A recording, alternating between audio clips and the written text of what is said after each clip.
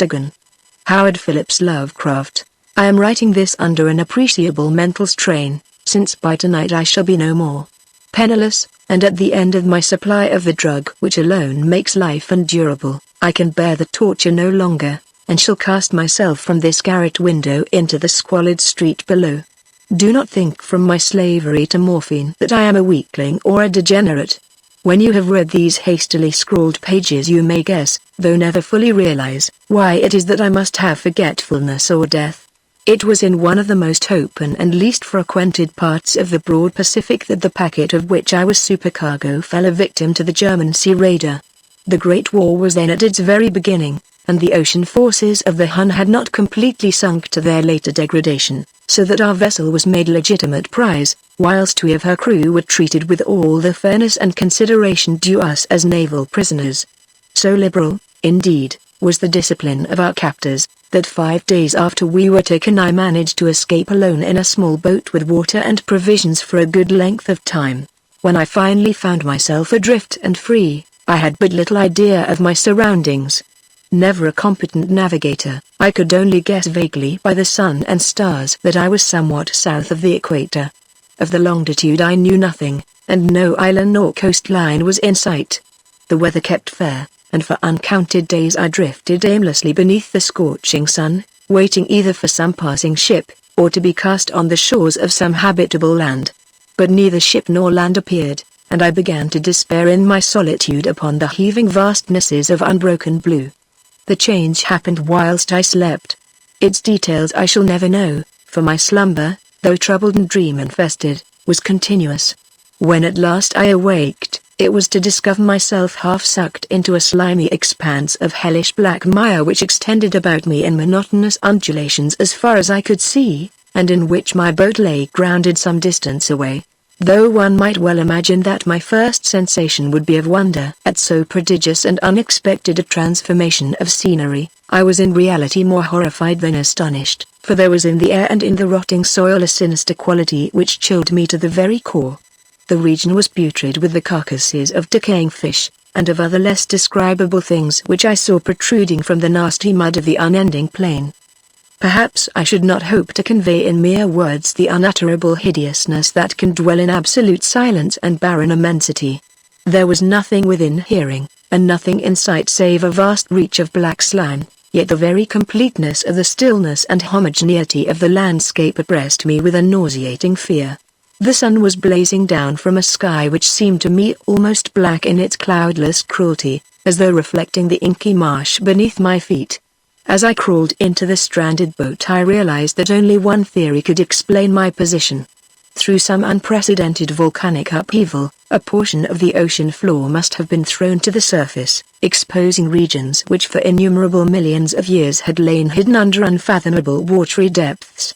So great was the extent of the new land which had risen beneath me, that I could not detect the faintest noise of the surging ocean, strain my ears as I might. Nor were there any sea fowl to prey upon the dead things.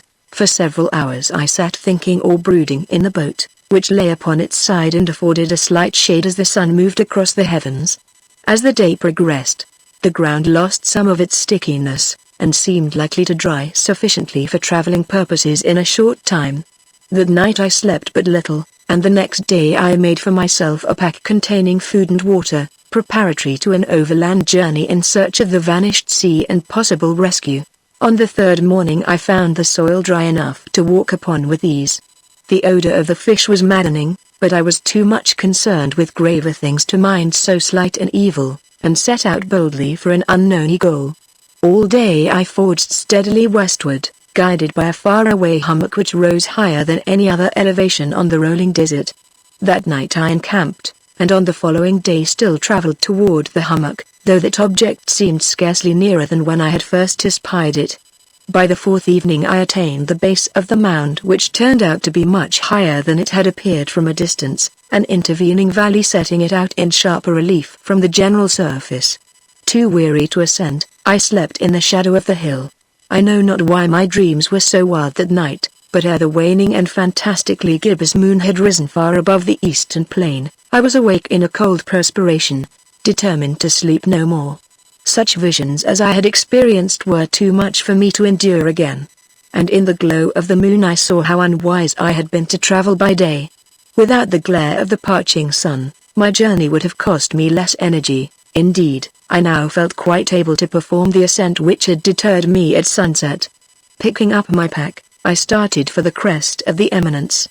I have said that the unbroken monotony of the rolling plain was a source of vague horror to me, but I think my horror was greater when I gained the summit of the mound and looked down the other side into an immeasurable pit or canyon, whose black recesses the moon had not yet soared high enough to illuminate. I felt myself on the edge of the world, peering over the rim into a fathomless chaos of eternal night. Through my terror and curious reminiscences of Paradise Lost, and of Satan's hideous climb through the unfashioned realms of darkness. As the moon climbed higher in the sky, I began to see that the slopes of the valley were not quite so perpendicular as I had imagined. Ledges and outcroppings of rock afforded fairly easy footholds for a descent, whilst after a drop of a few hundred feet, the declivity became very gradual. Urged on by an impulse which I cannot definitely analyze, I scrambled with difficulty down the rocks and stood on the gentler slope beneath, gazing into the Stygian deeps where no light had yet penetrated. All at once my attention was captured by a vast and singular object on the opposite slope, which rose steeply about 100 yards ahead of me, an object that gleamed whitely in the newly bestowed rays of the ascending moon. That it was merely a gigantic piece of stone, I soon assured myself, but I was conscious of a distinct impression that its contour and position were not altogether the work of nature. A closer scrutiny filled me with sensations I cannot express, for despite its enormous magnitude, and its position in an abyss which had yawned at the bottom of the sea since the world was young, I perceived beyond a doubt that the strange object was a well-shaped monolith whose massive bulk had known the workmanship and perhaps the worship of living and thinking creatures. Dazed and frightened, yet not without a certain thrill of the scientist's or archaeologist's delight, I examined my surroundings more closely.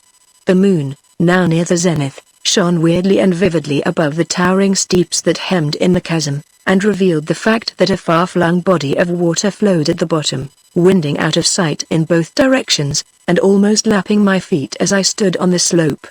Across the chasm, the wavelets washed the base of the Cyclopean monolith, on whose surface I could now trace both inscriptions and crude sculptures. The writing was in a system of hieroglyphics unknown to me, and unlike anything I had ever seen in books, consisting for the most part of conventionalized aquatic symbols such as fishes, eels, octopi, crustaceans, mollusks, whales, and the like. Several characters obviously represented marine things which are unknown to the modern world, but whose decomposing forms I had observed on the ocean-risen plain. It was the pictorial carving, however, that did most to hold me spellbound. Plainly visible across the intervening water on account of their enormous size, were an array of bas-reliefs whose subjects would have excited the envy of Dor. I think that these things were supposed to depict men, at least, a certain sort of men, though the creatures were shown disporting like fishes in waters of some marine grotto, or paying homage at some monolithic shrine which appeared to be under the waves as well. Of their faces and forms I dare not speak in detail, for the mere remembrance makes me grow faint. Grotesque beyond the imagination of a Poe or a Bulwer, they were damnably human in general outline despite webbed hands and feet, shockingly wide and flabby lips, glassy, bulging eyes, and other features less pleasant to recall. Curiously enough, they seemed to have been chiseled badly out of proportion with their scenic background, for one of the creatures was shown in the act of killing a whale represented as but little larger than himself. I remarked, as I say, their grotesqueness and strange size, but in a moment decided that they were merely the imaginary gods of some primitive fishing or seafaring tribe, some tribe whose last descendant had perished eras before the first ancestor of the Piltdown or Neanderthal man was born. Awestruck at this unexpected glimpse into a past beyond the conception of the most daring anthropologist, I stood musing whilst the moon cast queer reflections on the silent channel before me. Then suddenly I saw it. With only a slight churning to mark its rise to the surface, the thing slid into view above the dark waters. Vast, Polyphemus-like, and loathsome, it darted like a stupendous monster of nightmares to the monolith, about which it flung its gigantic scaly arms. the while it bowed its hideous head and gave vent to certain measured sounds. I think I went mad then. Of my frantic ascent of the slope and cliff, and of my delirious journey back to the stranded boat, I remember little. I believe I sang a great deal, and laughed oddly when I was unable to sing. I have indistinct recollections of a great storm some time after I reached the boat. At any rate, I know that I heard peals of thunder and other tones which nature utters only in her wildest moods. When I came out of the shadows I was in a San Francisco hospital, brought thither by the captain of the American ship which had picked up my boat in mid-ocean. In my delirium I had said much, but found that my words had been given scant attention. Of any land upheaval in the Pacific, my rescuers knew nothing, nor did I deem it necessary to insist upon a thing which I knew they could not believe. Once I sought out a celebrated ethnologist, and amused him with peculiar questions regarding the ancient Philistine legend of Dagon, the fish god, but soon perceiving that he was hopelessly conventional, I did not press my inquiries. It is at night, especially when the moon is gibbous and waning, that I see the thing. I tried morphine, but the drug has given only transient surcease, and has drawn me into its clutches as a hopeless slave. So now I am to end it all, having written a full account for the information or the contemptuous amusement of my fellow men. Often I ask myself if it could not all have been a pure phantasm, a mere freak of fever as I lay sun-stricken and raving in the open boat after my escape from the German man-of-war. This I ask myself, but ever does there come before me a hideously vivid vision in reply. I cannot think of the deep sea without shuddering at the nameless things that may at this very moment be crawling and floundering on its slimy bed, worshipping their ancient stone idols and carving their own detestable likenesses on the submarine obelisks of water-soaked granite. I dream of a day when they may rise above the billows to drag down in their reeking talons the remnants of puny, war-exhausted mankind, of a day when the land shall sink, and the dark ocean floor shall ascend amidst universal pandemonium. The end is near. I hear a noise at the door, as of some immense slippery body lumbering against it. It shall find me. God, that hand. The window. The window.